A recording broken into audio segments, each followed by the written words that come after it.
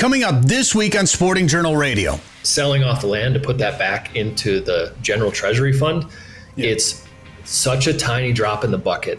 I'm always looking at the second day of stable pattern. Public lands accounted for, it was like $887 billion in revenue. I'm sorry, you're not in my state, but I'll take your...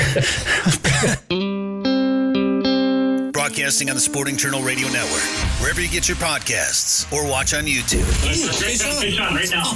Well, we're here at the 2024 Pheasant Fest and Quail Classic, presented by OnX. Know where you stand with OnX. And our guest now is Jeremy Smith. I fish, I hunt, and always will. It's just a look out for your everyday hunter, angler, and trapper that's out there. A Fish Hunt Forever production. This is Sporting Journal Radio. That's right. Welcome to the show. A lot to get to. Dan, we got a big show this week. Is that right? You say that every single week. It's because we always have big shows, though. 668 of them. A lot of big shows. I'm Brett Amundsen. That's Dan Amundsen over there. Hi. That's David Eckhart. Oh, wait a minute. Nope. Tiny's out of the shot now. Tiny is laid down. Tiny is filling in for David. She's doing about Oh, there she is. Hi. Hey, puppy dog. Doing about as much work as he does. Zing. No, David. All right. And she'll probably drink David's allotment of Busch Light, too, during the show. We'll find out. She's just hanging out. She's got a new spot. I wonder now, like, just on a random Tuesday, if she's just going to hop up in that chair and hang out there. Probably. I don't know. Should get the headphones on her next time. There you go. Well, we do have a big show. Sam Soholt's going to be joining us to talk about this public land sale. This is a fluid situation. It's constantly evolving, constantly changing. He had the chance to talk to some of the people that have been closely involved, including himself. He's been... He got to talk to himself? Well, what I was going to say is he's been acutely aware of the situation and what's going on. He's talked to some legislators. He's also talked to Randy Newberg, Ryan Callahan. So he is paying very close attention. Obviously something very near and dear to him. So we're going to get the lowdown from Sam. Plus, Dan, he is starting a brand new podcast with a name we have known in the outdoors for many, many years. Is that right? It's a true story. We will reveal. I'm sure he's talked about this, but I don't know if I haven't seen him talk about it yet. Let's pretend. Worldwide premiere of this brand new podcast name on Sporting Journal Radio. We might be breaking news with Sam Soholt coming up later in the show. So we'll talk to him. Also, Joe Henry is going to join us, and Joe's bringing a special guest once again, Dan. Yeah, he's. I think he said we got to start paying him for guest lineup coordinator deal. So see who that is. Yeah. Well, should we say it? No. Oh, you want it? I don't know. Should we tease it? I think so. Well, then let's tease it. There's a special guest, so you just got to listen to the end of the show to figure out who it is. All right. He's a TV host. How about that? Maybe do we want to say? Let's just say John Thelen's going to be on the show. Well, he gave it away. Yeah, no. I don't know if we should we? Do we want to say the name though? Well, you could bleep it out in post, maybe. I don't know. Why not? Well, we said that. Whatever. I'm lost. Me too. I'm very, very lost. Tiny, what should we do? Okay. I guess I got to turn on the microphone. No, I guess I got to turn that on. I didn't think she'd say anything, but she had something to say. That's hilarious. All right. Okay, so we've got a lot to get to this week, including some things happening for Minnesotans. Oh, she's had enough of the show. Where's she going? Sit. All right. A couple of things that are bugging Dan that we want to talk about and more. But first, who are the sponsors this week on the show? Lake of the Woods Tourism. Lake of the Woods is the walleye capital of the world. Plan a trip for this summer to Lake of the Woods at lakeofthewoodsmn.com. OnX Hunt. See private land boundaries, offline maps, and more. Take 20% off new membership with the code SJR20. Haybell Heights Campground and Resort. Fish Devils Lake this summer at Haybell Heights. Learn more at haybellheights.com. Tasman Lake Lodge. Catch a world record lake trout and giant pike at Saskatchewan's Tasman Lake. Learn more at tasmanlake.com. Prairie Sportsman. The new season is over, but watch episodes anytime at the Prairie Sportsman YouTube channel. And Trails and Outfitters, Trophy Bear, Walleye, and Whitetails in Saskatchewan. Visit trailsandoutfitters.com for more info. All right, we're heading up to Tasman Lake Lodge here in just a couple of minutes. Wait a minute. Well, kind of in just a couple. I mean, it is in a few minutes. We can count it in minutes. It's a little more than a few, but... All right, we're going to be heading up to Tasman Lake to film another season of Tasman TV. Thanks. Just take two. Try that again. Headlines are brought to you by Tasman Lake Lodge. Headlines. Trophy lake trout and northern pike in a scenic northern Saskatchewan setting is awaiting for you at Tasman Lake Lodge. It is very common for guests to get both their personal best lake trout and personal best northern pike during their trip up there. Find out more at tasmanlake.com and check out the Tasman Lake Lodge YouTube channel to see episodes of Tasman TV. Well, the Minnesota DNR Hunter Wildlife Observation Survey is back again. This log allows you to share your daily observations of deer and help broaden their knowledge about other animals you see in the field. You can also report specific information about any deer harvested. As log entries are compiled, they'll share the results annually and use them to compare what hunters see to population estimates that the DNR is using as a baseline for wildlife management. So basically, they're trying to ask you to say, hey, if you don't believe what we're saying about deer population estimates, tell us what you're seeing, and we'll compare them and make sure that we're getting it right. So you can find out more about that on the Minnesota DNR website. Also, in an attempt to easily gather more information on turkey hunters and harvest, the DNR is considering changes to the spring season. They're looking at reducing the total permit areas from 12 to 5 so that they could track and manage turkeys better in the state of Minnesota. I feel like that's counterproductive. I feel like if you wanted to manage it better, you'd be adding more zones, right? I don't know the reason behind it. I know they talk about there's 3 zones right now where the majority of harvest comes from. Yeah. And one of them is, I just know it's in that Ottertail area part of the state. I don't know if it's Ottertail. The other one is the Northeast. And part of that is because that zone is massive. So that covers a huge chunk. There's no turkeys there. Well, it's probably why it's so big. Right. But a lot of harvest, so it must be that southern part of that zone or the western part of it or something. But a lot of harvest comes from that zone. And then I think another one is kind of southeast, like down in that southeast part of Minnesota. But wouldn't you want to make more zones? Like to instead of having these bigger zones, be like, oh, we've got X amount of turkey harvest across 14 counties. Wouldn't you want to, I don't know the answer to that. Specify more? Have it specified more by more zones? I don't know. I wonder if we talked about it with fishing, right? It's managed by lake. Well, if you want to manage better, manage by county or this and that, and I don't know. It might be a situation of where it's more simplified. So instead of like some zones kind of are narrow and cut between zones, some are huge. So maybe it's just going to be like the 4 corners and then a central zone or something like that. Just simplify regions. I don't know the answer. Not sure. It's just headlines, I guess. That's I don't. Any changes would not go into effect until 2027 at the earliest. All right. One last thing here. We're going to talk about elk because only 4 elk tags are available this year in Minnesota. No hunting of the Kitson Central herd, or the Red Lake band, Red Lake tribe out there was going to do 20 tags this year, but after talking and coordinating with the DNR, they decreased it to 10. So Red Lake's going to have 10 elk tags. Minnesota hunters will have 4. The Caribou Vita herd is the only one available for hunters based on aerial surveys. The population estimates were too low to have a season. And the worst number I've seen from this, the worst number is probably 4 elk tags available, but based on the total 233 elk that the DNR surveyed across all 3 herds, only 21 were adult bulls. And they attribute that to the fact that there's been a lot of bull harvest in the last 3 or 4 years by both state and tribal hunters. So unfortunate news for elk hunters applying out there. And then there's a few things. Successful applicants this year who choose not to purchase a permit will be eligible for future elk hunts and receive an application point towards their 10-year application history. But listen to this, Dan. The way it works for those elk tags is if you've been applying for 10 years, they normally have tags available just for people that have been applying for 10 years. Right. They have tags available for everybody else. This year, because there's only 4, they're not doing that. There's no landowner favoritism, and there's no 10-year application pool favoritism either. Just 4 tags available for all state hunters. All right, we have got Sam Soholt talking about what's going on with our public lands, the federal public lands, and the potential sale of them when we come back, plus Joe Henry and a special guest. Yeah, John Thelen. John Thelen coming up. Sick of eating tag soup? It's time to own your odds this fall with OnX Hunt, the GPS hunting app trusted by millions of hunters. Now you'll have access to nationwide public and private land ownership information, waypoints, optimal win for each stand, tracks, and much more. All at your fingertips. Go to onxmaps.com/hunt and use code SJR20 at checkout to receive 20% off your membership. That's code SJR20.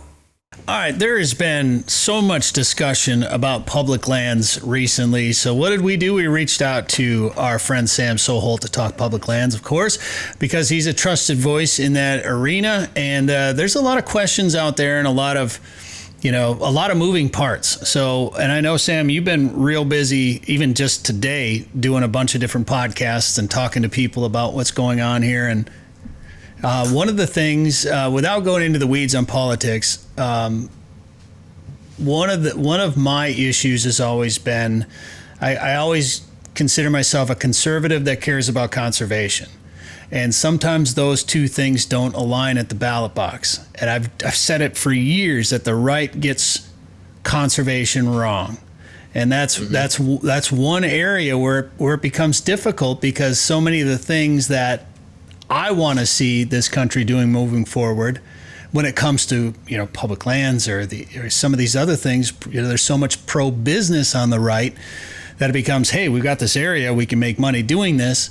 Let's open this up to commerce and business and deregulate some of this stuff. But then that goes against everything I stand for when it comes to opportunities for the outdoors and clean water and public lands and public opportunity and things like that. It's a crazy world we're in right now. Yeah, we're in a bit of a whirlwind at the moment. And most of it stems from one individual in the Senate. But they certainly, poke the bear on this one. And there's just the craziest thing to me is across recreational user groups, so whether you hike, bike, camp, meditate, hunt, fish, bird, whatever it is, you have people that are coming out in opposition of public land sales. And so that has been refreshing. But like you said, it's just sometimes it swings too far. The pendulum constantly swings too far one way or the other. So you can't go from way too much preservation where there's not some resource extraction and some, public multiple use stuff going on public lands. Well, you can't go all the way the other way and dispose of it. I just did a podcast with Newberg, and we were talking about the fact that, I understand liking to make money. And public lands are a great way for the country to make money if they would manage them properly, if they would invest the money into the backlog on all the national park systems and the national forests and BLM.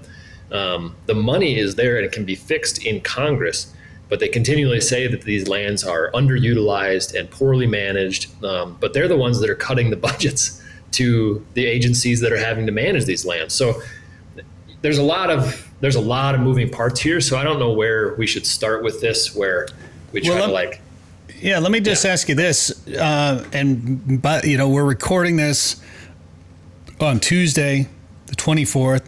Things are constantly moving, so hopefully we're not talking about old news here. But the last I heard was that the initial proposal was that they're going to sell off up to 3 million acres. That 5% was going to go back to the state where that public land was. 5% would go to that backlog that you were talking about. And then 90% would just basically go to the government to try to balance the budget, to go towards the budget or whatever, which to me, I just looking at that right there, like, seriously? I mean, that you're just going to throw, you've made bad choices enough when it comes to spending in this country that you're just going to essentially throw this money at something that's probably not going to make a big dent. I mean, it just seems like a bad idea in general. And then we saw that Mike Lee came out and posted something about like, hey, I hear you guys. What he made some changes. So where are we at right now, Sam? Yeah, so the changes that he made was laughable. They got rid of, so basically what happened is you can only have certain things when it comes to a budget bill. And I learned a lot of this from Randy Newberg. But when it comes to a budget bill, if you're trying to slide in legislation into this bill that's getting passed, it can only be related to the budget. Well, in the past, national forest has never been used as a tool for any sort of budgetary items, like at all. So the fact that he had the sale of national forest land in there, he's like, oh, I'll pull that, but you'll still keep BLM, which is under the direction of the U.S. Interior. That has been used in the past as a bargaining chip when it comes to budget stuff. But what ended up happening was the Senate parliamentarian who looks at all of the legislation that's trying to be added to any certain bill basically said, like, the parameters of the language that you have put in this bill don't match anything related to the budget, and so we're going to strip that out.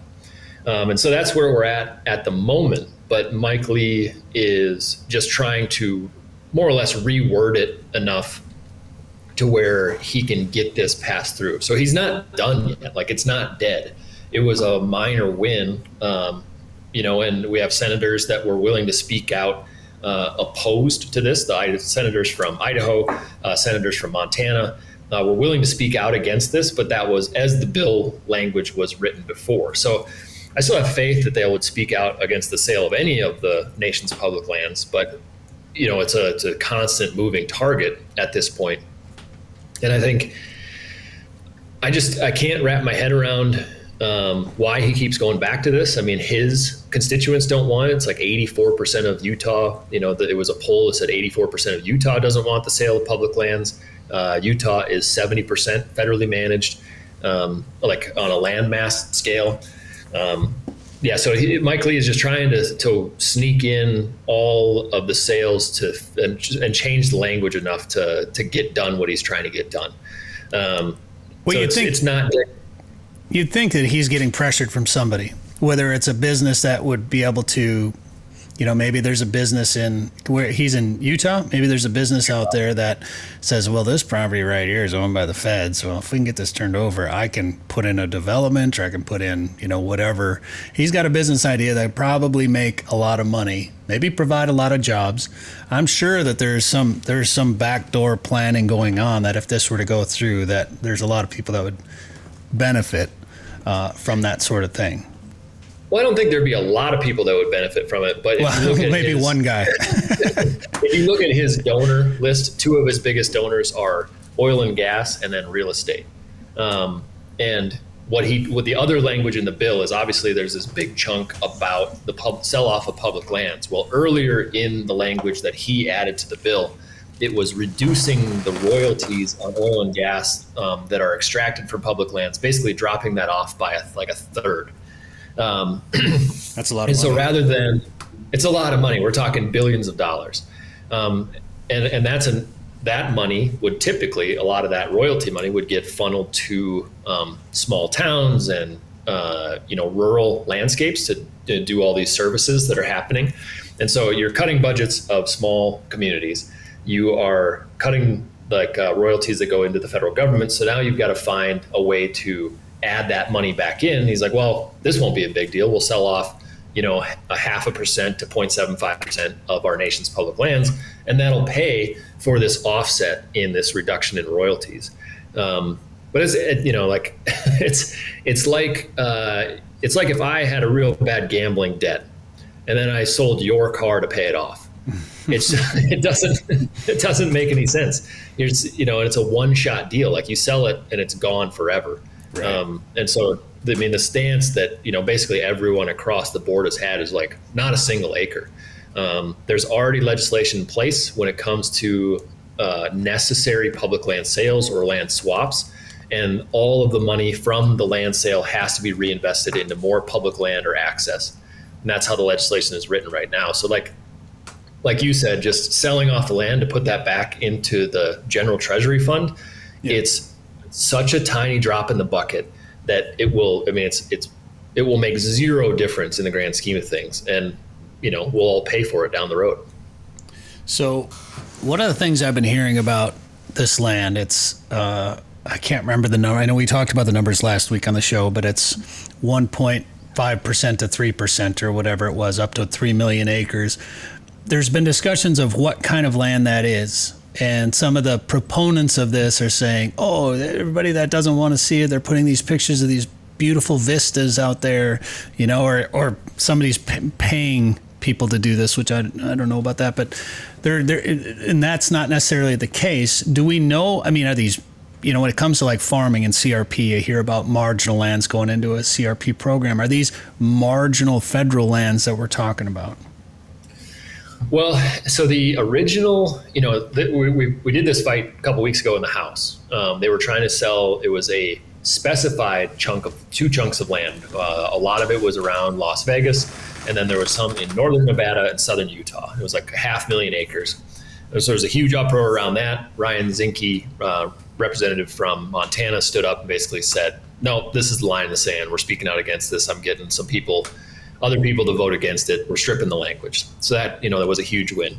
So now that it gets introduced into the Senate, to fast track this, they were allowing the chairs of these committees to add amendments into the bill what they wanted to see get passed, and they didn't have to debate it among the committees. So the Senate Energy and Natural Resource Committee, which deals with a lot of the public land stuff, Mike Lee's the chairman of that, so he didn't even talk to the rest of the committee when he put this language in. But what it does is there are some exemptions of what would be sold. So it's like national parks, national monuments, preservation sites, all of these things, like, any national park would be excluded from the sale. But the map of eligible lands, so, the mandatory sale of up to 3.3 million acres, but the eligible lands was roughly like 250 million possible acres that could be chosen from. And the other thing is, like, anybody can nominate a parcel. And, it kept saying that this was for affordable housing. Yeah. Well, the bill, the way it reads is like you just have to say that we're selling this and buying this land, to possibly put housing on. But there was no checks and balances on this. There was nobody that was going to like see whether or not you were actually doing affordable housing on this land. So it was just zero chance of that. Right. Zero. Yeah. And then the parcels, you look at this stuff on the map, and it is a lot of like, there's a ton of like, call it front country, right? So it's the stuff that's the most accessible for people. And so you start to sell that stuff off. I mean, you're looking at, okay, you only have access to the backcountry stuff that's way back in. You raise that barrier to entry so high where lots of people are just going to be done. Like, they're just not going to hunt. They're not going to fish. They're, instead of having a mountain bike trail out their back door 3 miles away, if you happen to live in a Western state, well, what if all of a sudden you got to drive 20 now to get to a mountain bike trail or whatever it is you love to do on that land? It's pretty easy to make excuses to not go do those things. And so then, okay, then there's another person that's out. Well, then our collective voice when it comes to this stuff continues to drop. So it's just the ripple effect of selling off even a percentage of the public lands would be catastrophic. It's they keep talking about how we need to raise money to balance the budget. So they did a study back in, I think it was in 2016, and public lands accounted for, it was like $887 billion in revenue was based, around our public lands. So that's like all outdoor recreation, and then hunting and fishing, all that stuff. So you're telling me that if you didn't, like, rather than getting rid of it, if you invested money into that, if you did marketing campaigns, if you made it more accessible and opened up more access, for people to go enjoy these places, you're telling me that you wouldn't be, delivering trillions of, call it over $1 trillion a year in revenue, in renewable revenue, and a tax base. It's just like, to me, it's completely asinine to just dispose of this stuff, because you get to do that one time and it's gone. It's gone. Yeah. Well, that's why we have him on the show. That's Sam Soholt right there. We got to take a quick break. More with Sam talking public lands when we come back. Now is the time to start thinking about chasing big walleyes on Devil's Lake. Get on the fish at Haybale Heights Campground and Resort. Haybale Heights makes it easy for you to make memories on legendary Devil's Lake with guided fishing and lodging packages. Or bring your own boat and rent one of their cabins on East Bay. Haybale Heights offers a private marina, fish cleaning station, and the opportunity to relax and enjoy your bucket list trip to Devil's Lake, North Dakota. To book your trip, visit haybaleheights.com. That's haybaleheights.com. We're back. Sam Soholt, our guest, talking about this potential public land sale It's been fun to watch the outpouring of support against this. Randy Newberg, who you mentioned earlier, has obviously been very vocal. I've been watching a lot of things he said, and actually we reached out to him. He's like, I'm all tied up today. And what was he doing? He was interviewing you. So he was podcasting with me. I appreciate you taking the time. I'm sure he was probably doing a bunch more, like you did a bunch more today too. He's been so busy on this thing. And I know On X has been very vocal. There's been a lot of people. I mean, my Instagram story feed, or whatever you want to call it, all the stories, it's all been, I know a spot, and say no to this, and Ryan Callahan, and all these guys. You've just seen so many people that have been very vocal about it. It's been fun to watch as we Dan and I were talking about it. It's nice to see the outdoor community rally around something instead of infighting for a change, even if we disagree on some things politically at times. It's nice to see us kind of be against this particular topic. Now, what's next, Sam? We see that Mike Lee has kind of reworked things a little bit. What's the timeline here? What are we looking at? And what we'll talk about what people can do, and that's obviously contacting their legislators. But what's next? Yeah, so this is all happening incredibly fast, and I believe there's a vote on Thursday, the 26th of June. And so I don't know if Mike Lee will be able to basically change the language in the bill enough to get the parliamentarian within the Senate to accept it. I mean, he may have, tried to be so aggressive this time that anything he tries to pass in the bill, will be no, that's not part of the budget deal. It's out. So we'll see what actually shows up on the Senate floor. But the biggest thing right now is to is to not take the foot off the gas pedal. This is the time to just absolutely lay the hammer down and fill the lines across the board. So if, I don't care where you're from, call your senators. It'll take you 5 minutes to call both of them, leave a message. Most of the time you're not going to get to actually talk to a person. You might get to talk to an aide, but just have a conversation with them if you can. And just be professional. It is not the time. It's not the time to get on the phone and yell into a voicemail. It does nobody any good, because if we can come across as, however many millions of us are willing to make the phone call, if we can come across as polite, professional, concise people, just urging our senators to do the right thing, well then the next time we want to get something pushed through, they're well, that group of people is, pretty reasonable. They're stern about it. But I would say, I'll even go a step further, Sam, and I would say try to sound rich. Be yes, I prefer, yes. Because politicians listen to that kind of thing. So that's my advice. Don't listen to Brett. I mean, don't be afraid to tell people, when you leave a message, that you're a member of certain conservation groups, that you what if you have a social media following, be I'm calling on behalf of my 67,000 people that follow, my ass along on talking about public lands and conservation.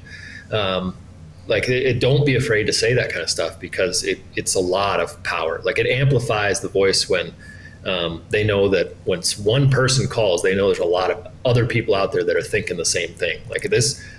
Washington is really feeling the heat on this issue. And it's like you guys said, it's been really fun to watch the outpour of opposition against this, and from across the board. I mean, yeah, I have seen companies making posts that have never made a political post, in seemingly their best interest, or what they think is their best interest. But you name it, it does. All walks of life, all industries, everyone is against this. So I think they're starting to realize that all of us Americans really value our public land system, and would hate to see any of it go away. Yeah, 100%. Let me ask you this question, because I remember, I don't know, it was one of the DNR roundtables or something. I was talking to some legislators, and I asked them, do you look at emails? Does emailing work? Do phone calls? What works better? And phone calls ultimately, I think, work better. They seem to have a bigger impact. I'd assume there'd be some impact from emails too. And I know we'll put the link again at the bottom here on the show page at sportingjournalradio.com, or in the description if you're watching this on YouTube, where you can click. And I'm trying to remember what website I got it from. I don't remember, but for our radio listeners, go to our website too, and then find the show page. We had some emails about that last week, so yeah, try find it. Fishhuntforever.com, sportingjournalradio.com, same place. There was an organization, and there's a number of them out there now that are probably talking about this. I can tell you. I was just gonna look it up too. But you keep talking, I'll find it. All right, they've put something to make it real easy for you to go out there. The Wilderness Society. I told you to keep talking, and I was already there. Well, you multitask terribly. So they put a form on, and you just put your information in there, and it tells you who your senators are, who the people are that need to listen to this, and then you can send them. It's a form email, and I sent off. It went off to Amy Klobuchar and Tina Smith. I didn't hear back from Tina. I heard back. I got a form response from Amy Klobuchar. So I guess I sent a form. So I guess sending a form back, I shouldn't really complain about. Would have been nice to get a little something, but I think a phone call, and your point about being polite and try to sound like a rational human being, try to sound like a productive member of society that can form a sentence if you can. Yeah. Because if you send an email, proofread it. Use proper grammar. Use spell check. Yeah. Because they're gonna take that more seriously. But there is strength in numbers, and that brings up the point that you made earlier, Sam, when you remove some, when you add more barriers to entry and you make it harder for people to get into the outdoors. I know sometimes there's infighting in our community, whether it be hunters or anglers or backpackers, whatever the case may be. Well, you're not doing it the right way. This is the way you should do it. And sometimes those lead to productive outcomes. You try to minimize the squabbling as much as possible, but when you keep somebody from getting into the outdoors, you lose that number. And when you add up all those people, the people that make the laws and the rules in this country listen. And that's the benefit. Even if you disagree on somebody about walleye limits or whatever the case may be, you don't want to turn that person off from the outdoors, because you want to be able to go to the Capitol with this group of people that says, no, we want to fish year round, or whatever the issue may be. So it's good to have those people out there, and you want to make it easy for them to enjoy the outdoors. Exactly. And I wanted to say, anybody listening, I want to tell you why you should do both the form email and a phone call. Oh, there you go. So if you do a form email, whether it be through NWTF, Wilderness Society, TRCP, Backcountry Hunters and Anglers, howl.org, everybody's got a one button action clicker right now. Regardless, do all of them. Find any one of them you can find, send it in. The reason you should do that is that all of that data from everybody who sent an email gets collected, right? And then the people that are lobbying on behalf of those organizations can say, here is the data. 100,000 emails or 100,000 phone calls or 50,000 videos came in opposing this issue. It's a way to quantify it. So if you do the email, those organizations that are lobbying have that data and that weapon to go in there and be like, this is what's going on. And then the phone call, obviously every Senate office is going to know exactly how many phone calls they've had come in on that issue. So do both. To whatever. When is this dropping, or when will people see this? Well, I think the podcast is about Thursday, and then it'll go out to the radio stations of the weekend. But Thursday morning, this podcast will be out. Sweet. So it's this is not the time to stop. I've been trying to find the right analogy, but it's just foot on the gas, just shoveling coal into the fire as fast as you can. Just make them drink through the fire hose. Just whatever it takes, call them. And Callahan gave me a good strategy. He was like, when you call, if you actually talk to a person, be like, this is what I believe. This is what I'm urging the senator to do. I'll call back tomorrow. I'd like to hear about what they have to say. And so if you talk to an aide, they know that you're going to follow up. It's not a hard thing to do. And, a lot of people don't have the extra time, but if you're eating lunch during your work, whatever, just, give everybody a shout. It takes less than 5 minutes to call both your senators. So very simple.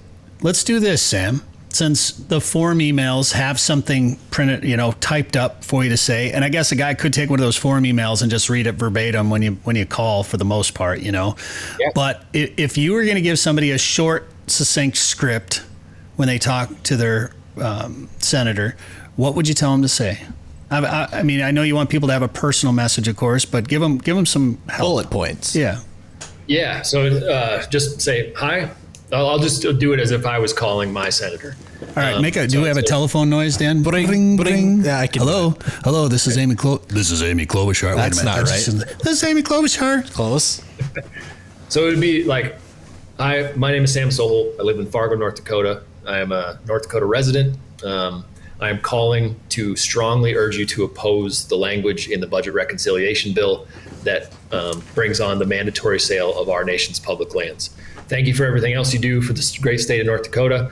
I will be calling back tomorrow to make sure that you oppose this legislation, because we cannot have a single acre of our public land sold off to go back into the general budget. I'm sorry, you're not in my state, but I'll take your. I'll look forward to talking to you tomorrow. Yeah. I bet Senator Klobuchar can't wait to talk to a North Dakota resident the second day in a row. She's going to be jacked. Well, no, obviously that works for whatever state you're in. That's great. This is good. I think I'm going to call all 100 senators tomorrow. There you go. Why not? Yeah. 202-224-3121 U.S. Capitol switchboard right there.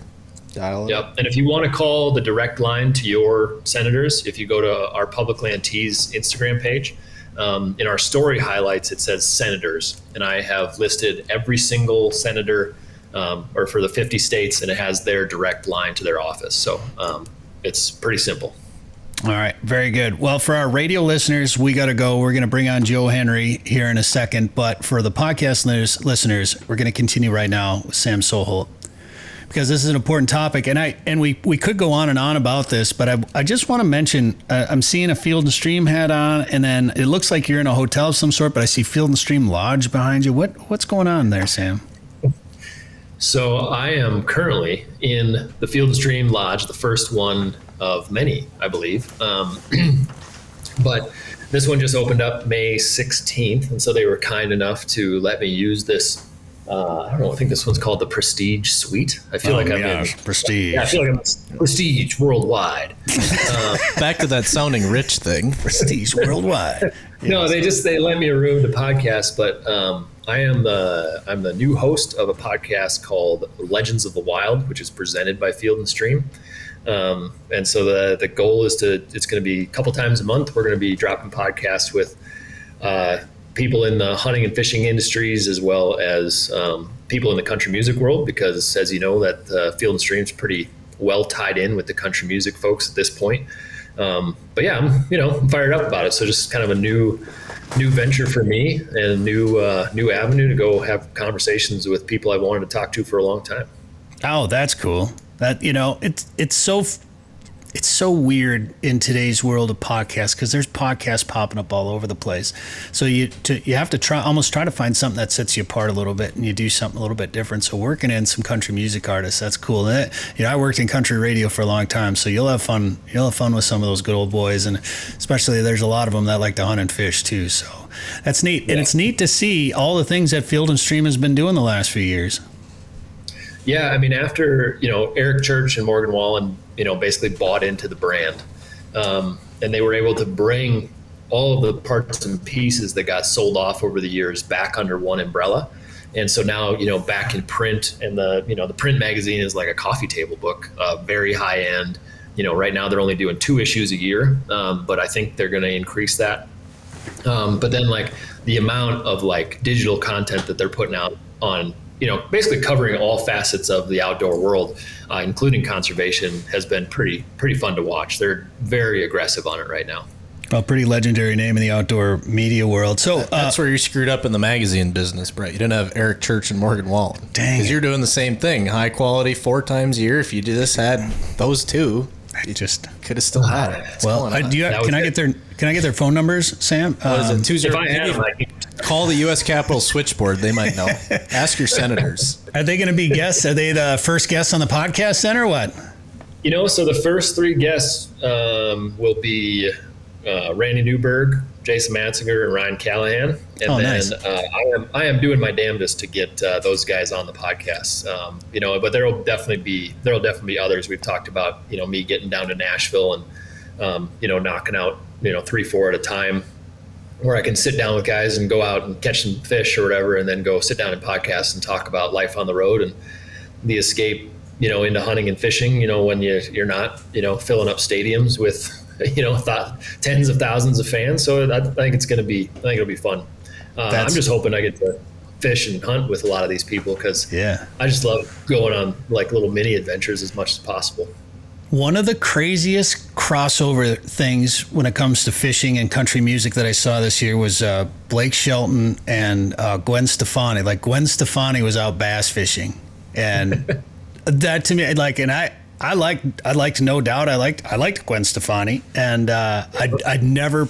First of all, I just thought, her and Blake. I never saw that coming. First of all, glad it's worked out. Do you you look at a lot of celebrity relationships in your free time and go, they're not going to work out? Oh, they will. I get all the entertainment gossip. I know you're buying tabloids at Walmart.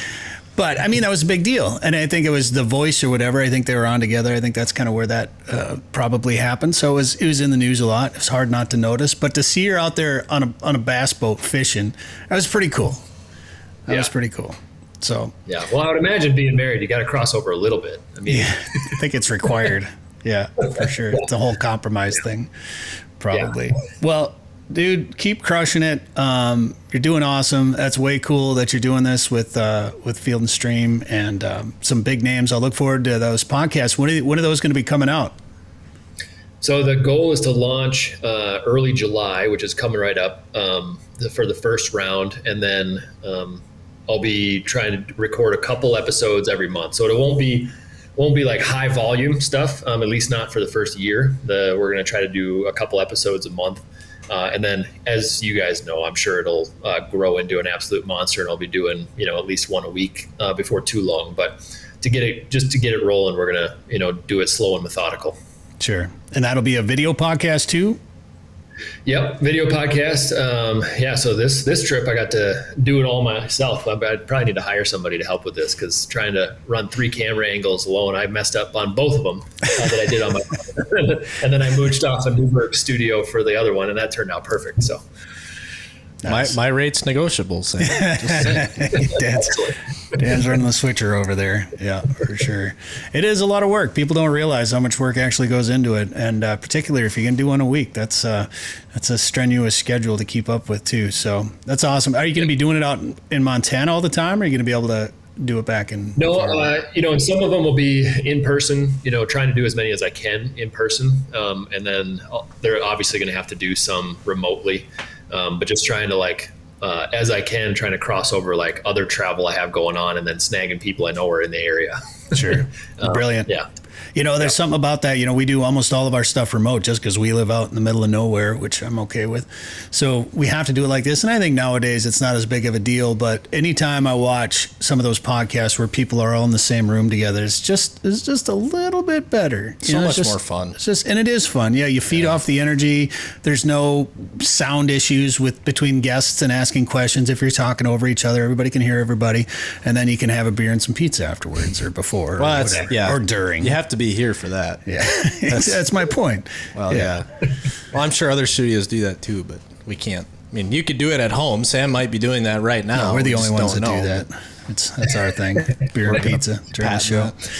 All right. Well, Sam, anything else? Public Land Tees. Anything else you want to talk about at all? We'll have a new designs coming out this year. Got this new one here. I'll show everybody that's watching. Got the old Teddy Roosevelt riding on the bull moose. Yeah. So sweet. Called the Bull Moose Party. So go pick one of those up and rock that all summer. But no, it's just we're just trying to kind of evolve a little bit. Going to do some different things this year, but I think we're going to have some fun with it. So my goal is to have. If I can pull it off, try to have a new design every couple of weeks, through the rest of the year, just to give some people some fresh stuff on the website. You have an artist that you work with, because that's one of the hardest things. We design some shirts for what we do, and we have a lot of good photography. So I try to incorporate some of the photography, and the pictures just don't translate well on merchandise. So it's like, now I've been trying to get in, use AI to design some of these things, and some of those just look completely the opposite of what I'm asking them to do. It's tough. Yeah, so Yeah, go ahead. Yeah, we've Josh and I we come up with all the different designs, and then we've worked with like 7 or 8 different graphic designers to put the idea on paper. Some of them like you said, I'll throw together like a prompt, maybe an AI, and it'll give me like a start, and then I'll send that to somebody who's actually good on the computer and be like, all right, this is a very rough idea, and then I want it to do this, and then they spit that back out. So yeah, it's been good. With Tyler Spitzmiller has done some stuff for us. Hunter Spencer, who's done a lot of the Meat Eater stuff, has done some stuff for us. Casey Vandergraaf, who works for G5. Just over the years, we've worked with a bunch of different people. That's awesome. Great stuff, man. Yeah, I'm not a big clothes guy, but I look at almost every single one of these shirts. I'm like, oh, better add to cart, add to cart, add to cart, well, add to cart. Wearing the, Mallard Meatco shirt right now, so I appreciate it. Public land, right? How do I do this? It's my first time. Great shirt. Yeah, there you go. Yeah. Very nice. All right, Sam Soholt, we'll let you get back. I know it's getting late. Thanks for the time. Keep pushing, foot on the gas, spraying with the fire hose. No letting up till they understand that we don't want the public land sold. Sam, thanks for being on the show. Yeah, thanks for having me on. If you want to catch a big walleye, go where the big walleyes are. Lake of the Woods is the walleye capital of the world, with a variety of resorts and lodging facilities offering full-service fishing. Lake of the Woods is also home to sturgeon, sauger, perch, trophy pike, muskie, smallmouth bass, burbot, and more. Plan your trip to Lake of the Woods today. Go to lakeofthewoodsmn.com. That's lakeofthewoodsmn.com. All right, we're back. Sporting Journal Radio. Joe Henry from Lake of the Woods Tourism joins us once again this week. And Joe, once again, you brought a guest with you. I have a special guest this week, and it's my good buddy John Thelen with Destination Fish. And John has been, I'm sure listeners recognize John's name, but John has been, a big part of Lindy Tackle. He's been a tournament angler. He's been in the media business, just an all-around fishing guru from decades and decades back. And John and I were actually out on Lake of the Woods today filming, and John, we had a pretty good day, didn't we? Great day. Typical Lake of the Woods day. There's a lull here and there, but they're just going to bite again, and they bite all day long, and that's what they did again today. I mean, that's what makes it so fun to fish here is that bite. Even if you get a little bit of a lull, it's going to kick back up. Man, I bet you we put 50, 60 walleyes in the boat today. We got a lot of fish. And, you guys, funny thing is, we're talking about the fishing right now, how it's kind of in transition on Lake of the Woods, where it's going from a jig bite, kind of switching over to spinners and cranks. And really all 3 techniques are working right now. But you know what we did today that actually worked really well? We were jigging all day. Jigging with frozen emerald shiners. And we're using the Lindy bismuth jig. What is there a certain name you call it? Yeah, it's called B-Max. It's we were using the Lindy jig version, and great jig, great hook. It holds a shiner on there, and that's the key, right? We're taking those shiners, and it was a nice jig, and the color we found worked today was kind of that orangish chartreuse. But we take that emerald shiner, you guys. We'd hook it through the mouth, out the gills, push it all the way up to that jig head, and then hook it about 2/3 the way back. And we caught a lot of fish. We didn't catch any monsters. I think the biggest fish we probably caught was, let's say, it was about 24, maybe 23. Yeah. Just nice fish. Nice fish. Yep. But we got our eaters, and put a lot of nice actual eater fish back. Got a lot of nice saugers today too. Yeah, it was just good overall. Yep. Now, were you anchored? Were you drifting? What were you moving at all? We were just spot locking. This is one of those places I've always said that you can catch fish whether the wind's blowing, when the wind's not blowing, when it's sunny, when it's cloudy. It doesn't make any difference. And one thing about Lake of the Woods that I love is with so many of our lakes right now clearing up, and it gets harder to sit over the top of these fish. I mean, we were talking here just a couple weeks ago, me and a friend of mine down on Mille Lacs Lake, about how we've got to chase fish around now. And, Lake of the Woods is so cool because you can put that motor and spot lock right over the top of them. And school after school would just cycle through, and you get the opportunity to just sit and vertical jig them. But what you're saying, those other real clear water lakes, those fish are getting spooky. Oh yeah, you can't sit over the top of those fish like we used to be able to do. Lake of the Woods, you can still do it because of the stained water. Right. Yeah. Well, and John, the other thing you did is, you guys, we would be jigging, it was spot locked, and then John would hit a button and he'd jog over. Now, how does that Minn Kota button work? Yeah, what that is, just a jog feature on the Minn Kota Tarovas. It's on the Alteras as well. But you spot lock and then you can jog. So every time I hit the button to the right, I move 5 feet to the right or to the left, forward, backward. And what's really cool about that is I can watch where it's going to move my boat to on that Humminbird Explorer. So I'm sitting there just saying, let's go 30 feet that way or 30 yards that way. Mm-hmm. And I'm able to just move. And it was funny because when we would move, it's like, I don't know if we got a whole new batch of fish or what, but every time we moved, something worked out good. Yeah, I don't feel like the fish were flying around all over today. You kind of had to move to get on top of them, but then you'd catch for a half hour. Yeah. And then you'd get quiet, you'd have to move again. But it wasn't big moves. It was 30 feet. It was 50 feet. I mean, it was small. Yeah. And then you guys, so we were jigging away, got some nice fish, and we said, hey, let's pull spinners. It was kind of calm. Hey, hang on, Joe, but let me just interrupt you there for 1 second before you switch gears. Now, when you're talking about just jogging and moving over 30, 50 feet, are you using like electronics, forward-facing sonar, side imaging, anything like that, going, oh, there's some fish over there, let's just bounce over there real quick? No, kind of. So what we were doing, I had the Mega Live 2 in the water, but truth be told, these fish were just kind of scattered out in this area we were fishing. And instead of chasing them, I've always said this about Lake of the Woods, a lot of times it takes 10 minutes of settling in on a spot to catch fish. And we were not targeting suspended fish today. We were targeting fish that were on the bottom. And a lot of times it would be as simple as, I didn't know for sure if there was going to be fish 30, 40, 50 feet to the left or to the right, but we'd move the boat over there, you'd sit for 5 minutes, and 5-10 minutes, all of a sudden the bite would start. So, put it this way. Is it a benefit out here? Absolutely. Do you need it? No, you don't need it. We could have caught just as many fish today without forward-facing sonar as we did when I did have it in the water. In fact, I only had it in the water the second half of the day. Part of that was because Joe was out fishing me something terrible, and I just wanted to watch his jig for a little bit and know exactly what he was doing. I tell you, brilliant. I don't know how to say this on air, but the old story, old question. What do you think they're more of, horses or horses' asses? Well, here I go and I catch a nice fish, or I miss one, and John sees him on the screen. So what does he do? He reels in. He goes over to my side of the boat. Rebait? I'm trying to rebait. He goes to my side of the boat, drops on that freaking fish, and whacks it. It was a nice walleye. Well, so, you shouldn't have missed him, Joe. That one's on you. Fish swim away, guys. Yeah, exactly. So that swam away, and I'd not done that. So that's interesting. Then you think when you were just kind of bouncing around that maybe you were just trying to target another piece of similar structure, or maybe just trying to get in front of some walleyes that were maybe just kind of slowly moving across the bottom, but just trying a little different position on the lake up there. Yeah, my statement to it would be with the lack of wind today, I don't think those fish were moving big time.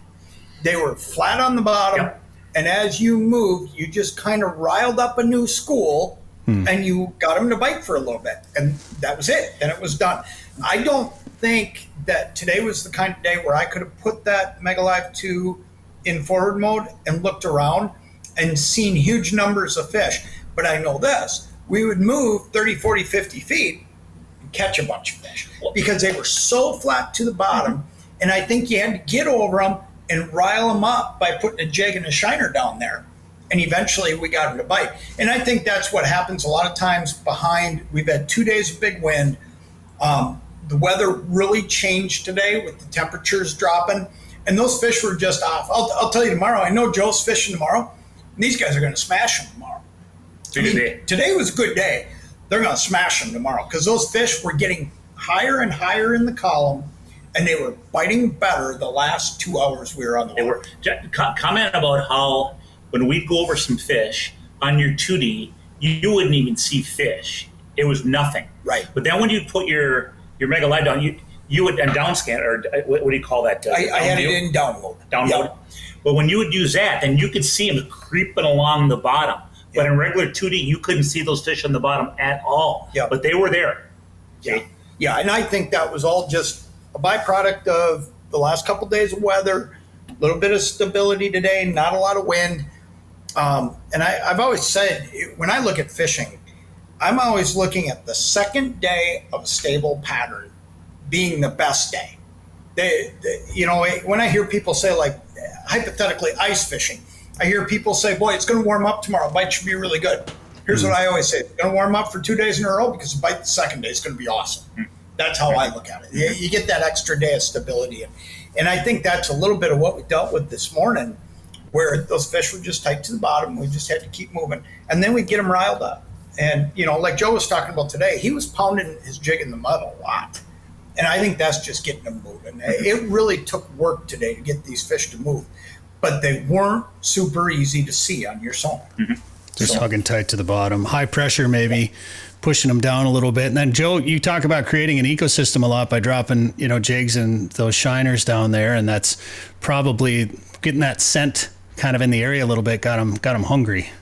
Well, it happens a lot, and I use the example a lot with charter boats specifically, but it worked with us today too. And you get on Lake of the Woods, and first off, a couple things. You get on that flat mud, and just because you're not marking fish doesn't always mean they're not there. If you think there's fish there for some reason, or maybe you're marking a lot of bait, or they were there yesterday, it's worth sitting down and fishing for 20 minutes and seeing what happens, because a lot of times, like we found out today, those fish are there. Secondly, on Lake of the Woods, for whatever reason, if you anchor or spot lock, it's like fishing gets better after 10, 15, 20 minutes. It's like you're creating that ecosystem by your movement of the jigs, the emerald shiners falling off, fish coming in, which attract other fish coming in to see what's going on. There's just, you're creating that ecosystem. Really happens on a charter boat when you got 6 customers plus a charter captain fishing 7 sticks down there, And then, we talked about pounding the mud. Well, it's one of the techniques when you're jigging, especially on Lake of the Woods. The water is staying. Now, fish can see, but at the same time, they really use that lateral line and that inner ear a lot. You pound that bottom, and that's like a dinner bell ringing for a lot of them. I think that attracts fish. And then, of course, it's almost like an ice fishing technique where you shake the heck out of that jig, you lift it up slow, you let it fall slow. And I can't tell you how many times I got whacked on the drop today. And some of them I'd catch, some of them I missed, but then you knew a fish was down there, see? So really quite interesting. But, again... Good thing John was there when you missed. What's that? Good thing John was there for when you missed. Oh, yeah, he saved the day. So I'll say this. But when we started, John went with traditional gold. I went with, because he went with gold, I went with a different color, that chartreuse orange. And it ended up that chartreuse orange ended up being a better color. But John was smart enough to see after I had him down a couple of fish, he switched. Yeah, and I think, one of the things I would say to colors is, the sun was out this morning. There is every reason under the sun to fish gold. But I'm going to tell you, the little bit of time we pulled spinners, gold wasn't like that great. That gold jig today, everybody says, man, Lake of the Woods, you use gold. But truth be told, that water was a little bit dingier. It's a little dirtier. We've had 2 days of big wind.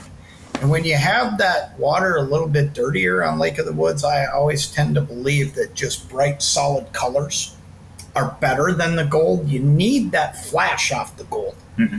And you know what? Otherwise, it just looks black down there. Mm-hmm. And today, you just couldn't get the flash. So I think that's, it's all the more reason to, I know that every charter captain on the lake ties on 6 gold jigs at the beginning of the day. Yeah. Don't be afraid to say, hey, you got a white one? Or, hey, you got a chartreuse one? Let me give it a whirl, because there are a lot of days that you catch fish on these solid colors on Lake of the Woods. Well, especially when you have somebody using gold already. You talk about somebody else in the boat trying something different. And we've fished a different lake for many years, going back on a family tradition trip, and it's a stained water lake like that as well. And there was an old time guide that fished that lake for 100 years, and he opened up his tackle box, and it's nothing but orange jigs. And that's what he used, and it's kind of similar, maybe a little bit clearer, maybe, but pretty similar water conditions. He also wouldn't use a chair though, so take that for what it's worth. He would just squat everywhere he went, no chairs, even in the boat. Even he just squat, and he was a character for sure. Imagine. All right, guys, I want to talk. You were starting to talk about pulling spinners. You tried that as well, Joe? We did, yeah. So we switched over to pulling spinners at about noon or so. Things got slowed down a little bit, jigging. Hey man, different pods of fish, and we pulled spinners, so we should kill them. So we started pulling spinners, and we didn't kill them. We got a few small fish, And so we said, you know what? For whatever reason, jigging worked better. So we went back to jigging. And that was a good call because we started catching nicer fish again. And as the day went on, just like John said, it actually got better. I mean, towards the end of the day, in fact, John put a drone up, for the show. And with the drone up, I whacked a good one and, a slot fish. And then John caught one with a drone up. And it doesn't always happen that way, as you guys know. But fish were just biting really good towards the end of the day. We had all of our fish and we're throwing back nice saugers. That's definitely a bonus when you get one on the drone. That's pretty neat. Let John tell me about Destination Fish a little bit, and what kind of turnaround are you going to have in this episode? Well, the way we do it, I do it the easy way compared to some guys. We're filming everything right now for airing in 2026. So sure. Destination Fish airs on FanDuel Sports regionally December through March each year. We air on Sportsman's Channel nationally December through March. We air nationally on World Fishing Network July through December. And then we also stream on My Outdoor TV, and you can find it on YouTube as well. So what we filmed today, Joe and I will have a conversation about when we want to put this show up, and this show will get scheduled in. And, I right now I'm just short of halfway in my filming season. So we'll start looking here pretty quick. The editing team will start hounding me here pretty quick. I want to get started on some stuff, and we'll start figuring out how we're gonna marry shows up. We do 2 locations per week, so I always like to get half, maybe even 2/3 if I can, of the year film before I start giving them some stuff to put together, because we try to do different species in the same week, whether it's a smallmouth bass and a walleye show or different locations. And so we got a little bit of work to do, but yeah, it'll be 2026 stuff. It is nice to get them done a year out. Gives you a little bit more lead time for editing, and you're less headaches for your editor, and that's usually a good thing. Make life easy for the editor, for sure. Congratulations, by the way, on your induction to the Minnesota Fishing Hall of Fame. That happened this year. Thank you. I do appreciate that. It was a surprising honor. I kidded with Dwayne Peterson of Northland Fishing Tackle fame when he called me. I said, Dwayne, you guys must be mistaken. Think I'm older than I am. Do I look that rough after all these years or what? And then I kidded with him. I called him the next morning and I said, hey, I got a little problem here, Dwayne. He says, what's that? I said, got up this morning, walked out the front door, and I just assumed this meant retirement. Yeah. So I just assumed there was going to be a sack of cash on the front step. I told him, you guys forgot to drop off the sack of cash or else somebody stole it. He explained to me how I don't understand it. So I thank you, though. It's a neat honor, and I appreciate it. Well, let's talk about your back. Go ahead, Joe. I'm sorry, we Minnesota. I would just say we Minnesota. If you want a sack of cash outside, you already got to become a juror. Yeah. Wow. Does that make I knew I was in the wrong line of work. For sure. Well, and John, your line of work, you were a tournament angler. You were a fishing guide for a long time. Tell us a little bit about your career. Well, I was fortunate enough to get the opportunity to fish tournaments. At a young age, to be honest with you, I started tournament fishing because when I got done with high school and I didn't go to college, I played hockey in high school. I was looking for something competitive, and I loved to fish. Grew up fishing with my dad and my grandfathers. Got into tournament fishing and met a few of the right people at the right time, and they helped us out with some sponsorship and got an opportunity to fish professional walleye trail kind of in what I would call the heyday. It was, toward the, early 2000s I started, and man, it was a big deal back then, with the In Fisherman magazines, the Walleye Insider, and Walleye Guides, and man, it was just great. I got a great opportunity there. And again, Joe and I were talking in the boat today about needing to meet some of the right people and needing to come across people in your life that'll give you a hand. And I look back on it with all the companies I've gotten to work with, and man, a lot of them are really, really long term. And when Lindy was purchased by Pradco, they needed somebody to run it, and they knew they couldn't run it from down there. And I was given a great opportunity to become the national brand manager and national sales manager. Did that for 12 years. We launched Fish Ed TV at the same time. And 6 years ago now, we launched Destination Fish TV. So it's been a long road. And again, I always go back to, and I always will, all the people I met along the way that were willing to help, because you can't do it yourself. It's just impossible. And I've met a lot of great people along the way. I've always done my best to kind of be quiet, stay the guy in the corner that doesn't get involved in a whole lot of stuff. And I was lucky enough to meet some of the people that I met that helped me along the way. And a lot of those people will be at the induction ceremony in September, because it's just important for me to have them there as it is for me to pick that plaque up. I'll keep the plaque in my basement, but and if the sack of cash is available, then I'll take it home. We've already talked about how to get the sack of cash. But I'm probably not going to get that. But I'll tell you, all those people that have helped out along the way, it's as much theirs as it is mine. So. There's no question doing what you do, or doing what all of us are doing, is a lot of work for an individual, but there's no way that you can do it on your own. We have a lot of people to thank, including Joe, who's helped us along the way quite a ways too. So Fish Ed, where did that air? And then when you launched Destination Fish, then did you decide to go on a bigger platform, or what was the difference between the two? Well, Fish Ed was, man, I'll tell you what, it was the opportunity of a lifetime, Brett. And let me tell you why. Pradco Fishing, when they bought Lindy, looked at this. And to be honest with you, what we did is we looked at what the lenders used to do within fishermen. And, I've always said that there was a time in my life when I didn't want to tell anybody how to catch fish. That was my tournament days. That was those days when I had to keep everything a secret. And if there's one thing I really enjoy, it's seeing other people catch fish. And I had been guiding for quite a while and kind of got that fixed there. But when Lindy was purchased by Pradco, we had this opportunity to build a television show. And there was a time when it was going to be me and a couple other guys. And then there was some rethought on Pradco's part. And next thing you know, they called me and they said, hey, could you handle this on top of brand managing the company? And I said, I'd love to try, and they were picking up.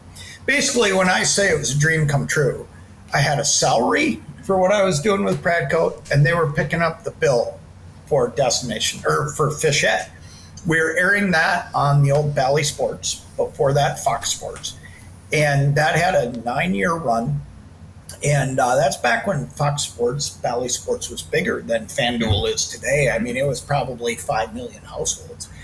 And, man, it was just a great opportunity. It was a great opportunity. And then Destination Fish, quite frankly, we hit a point in COVID where I had this itch to do something else. And I'm looking in the mirror and I'm seeing a little bit more gray in my beard, and knowing that, the hands of time are moving. And I always wanted to start Destination Fish. In fact, to be honest with you, 5 years earlier, I had purchased the name and kept it up with the state of Minnesota, with the thought process that I would start Destination Fish Television eventually. And I made a comment to my wife one day. I said, you know what? Alumacraft had just been purchased by BRP. They needed promotion. The window was open. I went to ICAST, and I'll tell you guys a quick story about this. I went to ICAST. I had a meeting with the BRP folks, and I kind of just pitched this on a wing and a prayer. And on the spot, we shook hands. And I mean, it just happened that fast. I walked out of this meeting room shaking. I mean, it was, boy, we're into this now. So excited and scared to death. So I walked downstairs and I went to the floor, and I walked down to the Humminbird booth, and I asked if I could see Jeff Kolodzinski. And Jeff walked out and he says, hey, bud, how you doing? I said, I need to talk to you. And he goes, let's go have lunch. We shook hands on a deal over lunch. It just happened. And it happened that way with Flambeau and multiple companies. And I attribute it to, I had hosted Fish Ed for a lot of years. I just had a good run, and I knew everybody in the industry. So they gave me the opportunity to have the conversations. And again, back to the boy, am I thankful for that? Because the hardest thing about starting TV, I mean, I've watched shows come and go over the last few years, and they're good shows. I mean, they're putting together great content, but I know where the problem lies. The problem lies in paying the bills, because it's not cheap to do TV. And doggone it, they're building great content, and they have every right to make it, but it's just hard until you put those years in and get to know enough people that they're willing to take a chance. And there's a lot of truth. It's 100% relation. It's 100% relationships, because there have been a lot of good shows out there, and if you don't have the money to pay for them, and you know, we talked about this, I think, a little bit last week too, Joe, that if you don't have those connections to that network, or if it's a brand new show and nobody really knows anything about the show, and you try to go knock on some doors, or you go to ICAST and try to get into some of those meetings, like, those doors close real fast if they don't know much about you or what you're doing out there. And it could be the best show that's ever been on television. So being successful and funding it, especially a show that's on, nationwide or on one of the big, national channels, that takes years to be able to cultivate enough relationships to be able to get that done. There's no doubt about it. I mean, I'll give you an example. The guy sitting next to me right now, Joe, how long did we know each other before we got together on a business? Quite a long time. I mean, I would speculate 12, 13, 14, 15 years. And one day, Joe and I got in a conversation at the ice show. And by the end of the conversation, I think we both felt like we're gonna work something out here. But we knew each other for that long. I knew I was willing to work with Joe, and Joe was willing to work with me, and you knew the character of the guy that you're about to work with. But man, that's 15 years worth of time to just get that opportunity for that conversation. Trust takes time, doesn't it? You guys, and Brett, you're in the same boat. I mean, and people know your character. Trust takes time, and let's face it, people do business with people whom they like and they trust. Yeah. I'll share this with you. Joe and I were talking about this driving in today in the boat. Jim Kalkofen did me the favor of my career in 2002. I called Jim back in 2001. He was the executive director of the In-Fisherman Professional Walleye Trail. And I said, Jim, I'm ready to go pro. And he said, no, you're not. And I said, really? I mean, look at all these tournament finishes I've got back home on Mille Lacs Lake. He said, you know what I want you to do? I want you to spend a year. I want you to fish co-angler. And I want you to fish with some of the best pros in the business. And I want you to learn. I want you to have patience. And looking back on it, it was one of the greatest favors ever done for me, because I got to meet and fish with Jim Randash, and I got to meet and fish with Bobby Crow and Gary Parsons. And I got to see how these guys handle tough days, adversity. I got to see how they handle media opportunities. I got to learn so much. It is so hard in today's world, because I tried to do this while I was running Lindy. It is so hard to impart patience amongst people coming through the industry right now. Everybody wants it today. And back then, I'm sure that Jim struggled as I wanted it that day. And he said, nah, hang on a minute. Well, best thing he ever did for me, by 2007, 2008, I'm chasing Anglers of the Year titles to the last day of the year. Never would have been there had Jim not put me in a position of learning the things I learned as a co-angler. And so, the relationships are a big deal, and building that trust, but also, just work hard, have patience. And you know what? Any young person listening to your podcast right now that wants to do what you do, Brad, or wants to do what Joe does, or wants to do what I do, that opportunity is there.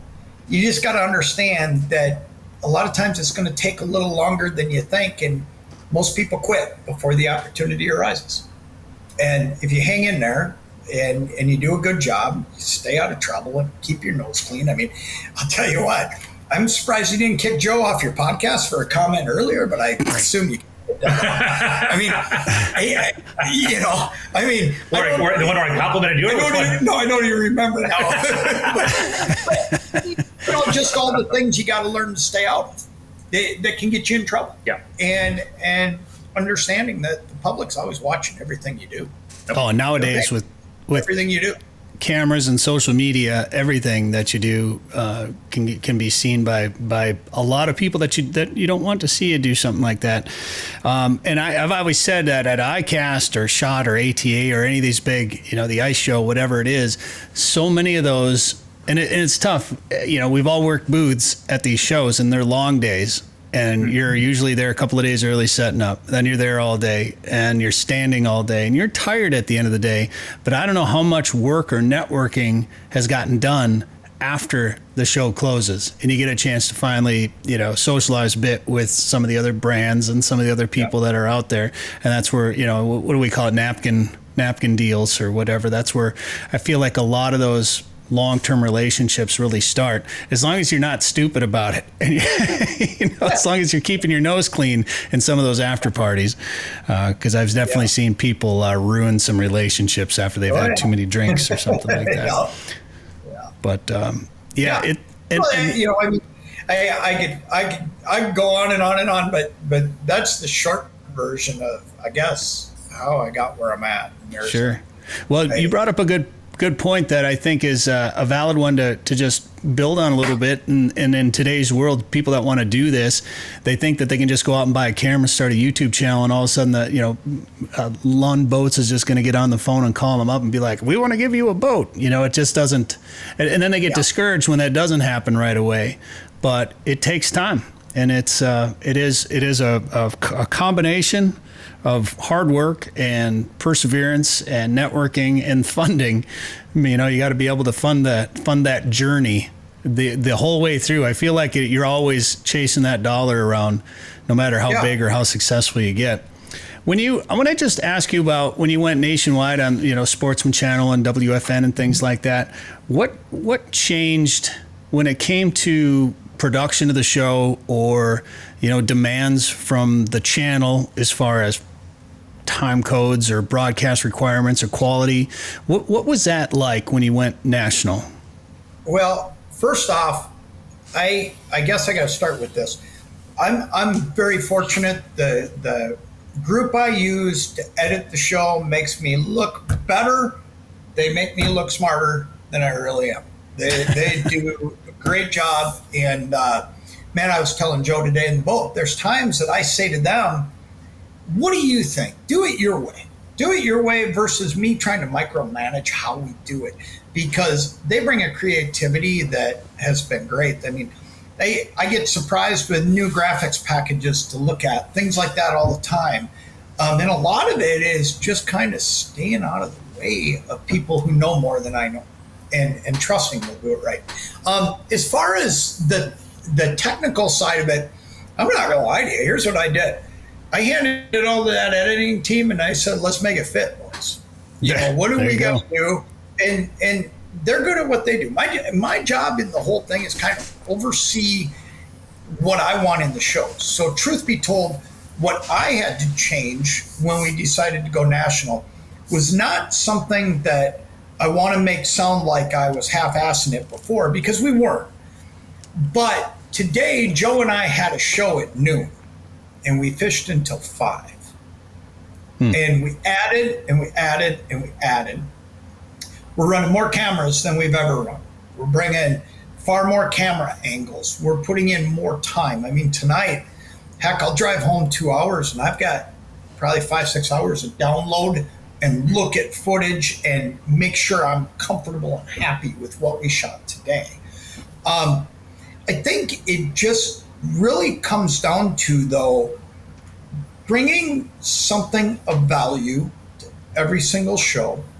And for me, that's always been teaching you to fish, sharing with you some tip or trick throughout the day, whether it was me today or Joe, there's 4 or 5 different tips and tricks that I've kept track of in the back of my head that I want in that show that are going to be of value to the average angler. But I would say the biggest thing, Brett, that I've always tried to do within Fish Ed and now Destination Fish is knowing my audience and understanding what my audience wants, and knowing that going national, all we were doing was we're going to have the same audience and you couldn't change who you are. And I've watched shows do that over the years. They try to change who they are.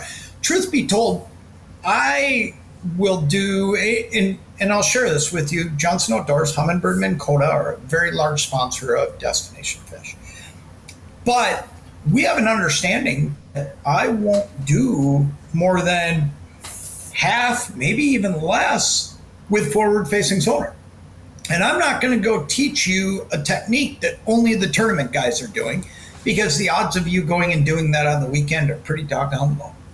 So a lot of times I'm trying to look at the practical side of who's watching my show. I think it's that 95% of angler that goes 5-6 times a year. And my goal is to just help that guy catch more fish. I'm not really worried about teaching the 5% of great anglers anything, because they know the same things that I know. And I've always looked at that and said, just know who your market is. Now, the one thing I have done is, because of going national, I started this year down on Broken Bow Reservoir on the Oklahoma-Texas border. I went up to Harry Truman Reservoir in Missouri. I've been over to Lake Erie. I've been out to Bismarck. We've been on Lake Superior. And I've got a few more big trips planned yet.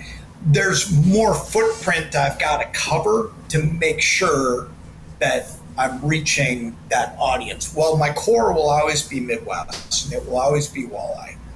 I need to do, I'm a multi-species fisherman. I love largemouth bass fishing. I've already done 2 largemouth shows this year. I've done 2 smallmouth shows, and I'll probably do a couple more. I've done 2 crappie shows. So if I had to change anything, a lot of it's probably just on me that I needed to go south early in the year and go bass fishing, because we want those people down there watching the show, as do my sponsors. And they were all very supportive of the national move. But one of the things you do got to do is recognize that the guy in Florida, he wants to see more bass. No, he wants to go catch walleyes at Lake of the Woods. Let's be honest. Or he does that trip. Right. But yeah, so that would be it. I don't. Yeah. Otherwise, to be honest with you, again, back to, I got some really smart people that made the formatting fit. We got to edit the show twice because Sure. we have different time commitments. But it's, the editing group, they're pretty good at editing it once and understanding how to edit to the next piece. Hey, let me ask you this question, because this is kind of being on WFN, or being on in Canada. If you were, is there any sort of requirement where you have to put like French subtitles in or anything like that? No.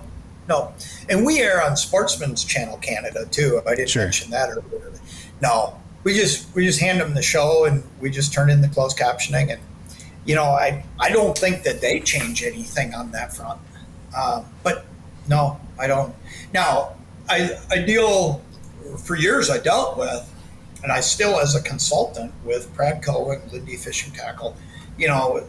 What you're talking about is a total pain in the tail. Oh yeah. When it comes to fishing tackle, anything you hang on a peg, you got to have French and Canadian on there. It's a lot of work to deal with the laws that it takes to sell north of the border. But I've never run into that problem with the media stuff. So with just one more question for that, and then we'll cut you guys loose. When you're selling product in Canada as well as in the United States, do you have to have a Canadian company, like a Canadian division that's a registered Canadian company, or can you actually export from the U.S. and get product hung in stores? Well, it's kind of a tricky deal, because ideally you want to have warehousing capabilities up there. So a lot of what we do at Pradco, and I think a lot of these companies do it the same way, is we work through distributors.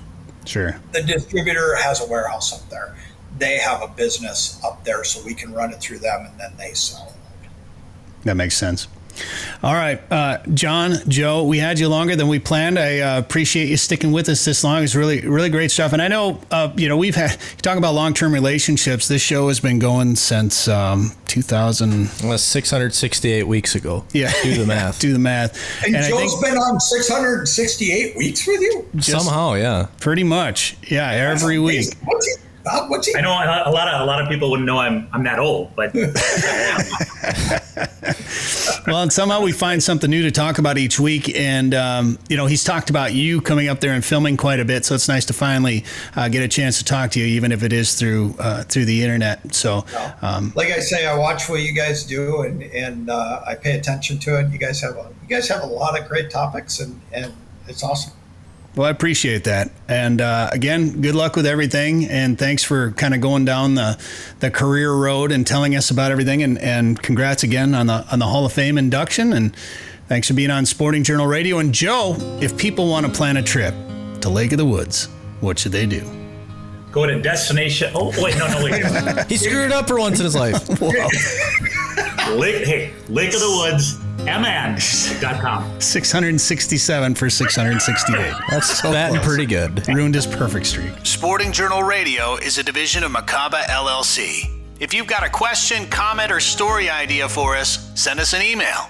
Go to sportingjournalradio.com. While you're there, you can learn how to advertise on the show and visit our store for hats, hoodies, coffee mugs, and more. Go to sportingjournalradio.com.